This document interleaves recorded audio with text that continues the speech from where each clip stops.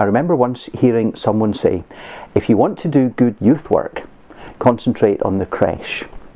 And I think when we, it's easy to talk about declining numbers, and the youngsters aren't around the church.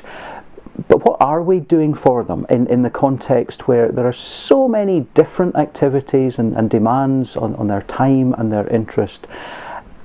If we're expecting folk to come along to cold, damp church halls, then can we expect anything other than low numbers? So we do need to up what we're doing and what we're offering. And I think that's very important, that parents or carers know that it's okay for the children to cry, it's okay for the children to shout, it's actually okay for the children to interrupt and speak over the minister without the parents and carers feeling embarrassed or feeling, no, that shouldn't happen.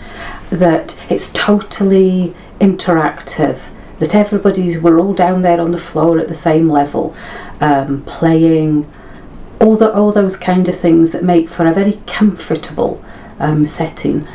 And I think that's what they will see, the welcome, the comfort, that kind of thing. I think we worship would be for preschool children and their parents and carers. It's that opportunity for families to be together in worship. I think there's so many ways in which we fragment things, and we have things for children and we have things for adults, but actually to recreate that sense of community, I think, is so important within the context of the church. And in so many of the things that we're exploring and trying to do here, it's about community, about being together.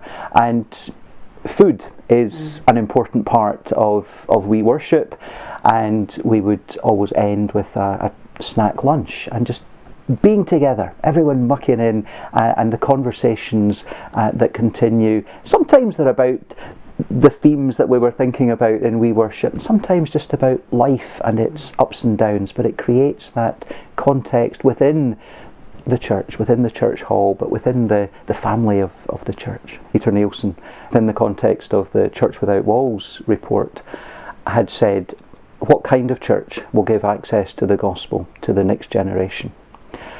The church has to change. We don't like change around the church, but we have to change. Not because the church or the message or the gospel changes, but our world, our context, the society around us changes, and we need to reconnect where we have lost in the past.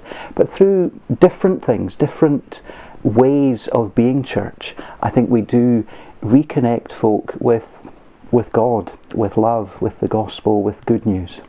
If we concentrate on the youngsters and journey with them, then we do have, folks say we shouldn't say that the children are the church of the future, but they're the church of today, but they're going to be the adults in the church of the future.